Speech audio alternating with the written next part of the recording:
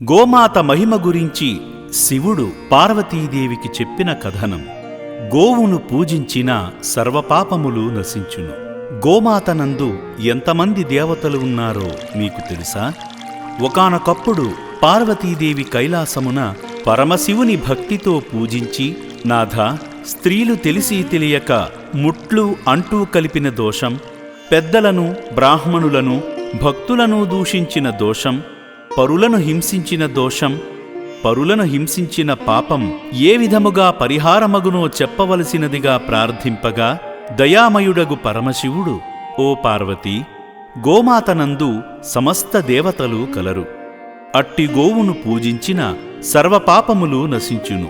ఆ గోమాతనందు పాదములు రుణపితృదేవతలు, గొలుసులు తులసీదళము, కాళ్లలో సమస్త పర్వతాలు, మారుతీ కూడా కలరు. నోరు లోకేశ్వరం, నాలుక 4 వేదములు, భ్రూమధ్యంబున గంధర్వులు, దంతాన గణపతి, ముక్కున శివుడు, ముఖమున జ్యేష్ఠాదేవి, కళ్లలో సూర్యచంద్రులు, చెవులలో శంఖుచక్రాలు, కొమ్ములలో యమ ఇంద్రులు ఉన్నారు.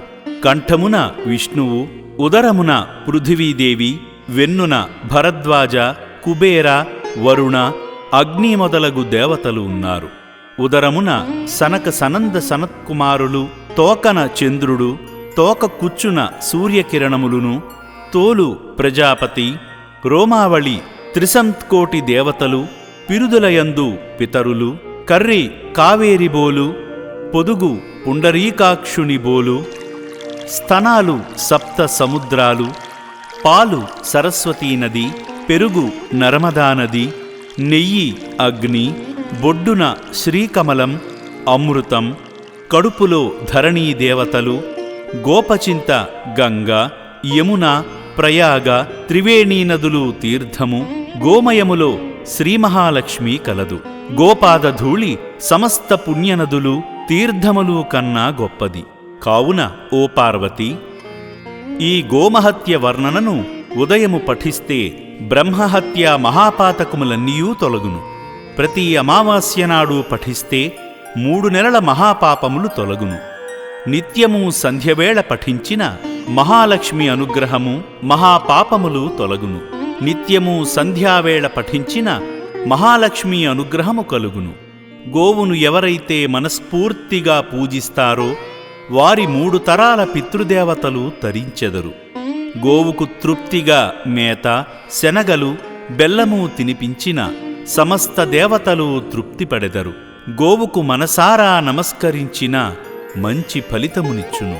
గోవుకు 5 సార్లు ప్రదక్షిణ చేసిన భూప్రదక్షిణముతో సమానము. గోవును పూజించితే సమస్త దేవుళ్లను పూజించినట్లగును. గోమాతను దర్శించి గోప్రదక్షిణం చేయవలెను. ఆషాఢశుద్ధ తొలి ఏకాదశి మొదలుకొని కార్తీక శుద్ధ ఏకాదశి వరకు గోపూజ చేసిన వారు సమస్త పాపముల నుండి విముక్తి పొంది విష్ణు సాన్నిధ్యమును పొందుతారు. కార్తీక బహుళ ద్వాదశిని గోవత్స ద్వాదశి అంటారు. ఈరోజు గోపూజ చేసిన వారు అనంతకోటి పుణ్యములు పొంది 41 రోజులు చేసిన పుణ్యఫలమును ఈ ఒక్కరోజు చేసినచో పుణ్యం లభిస్తుందని బోధించాడు.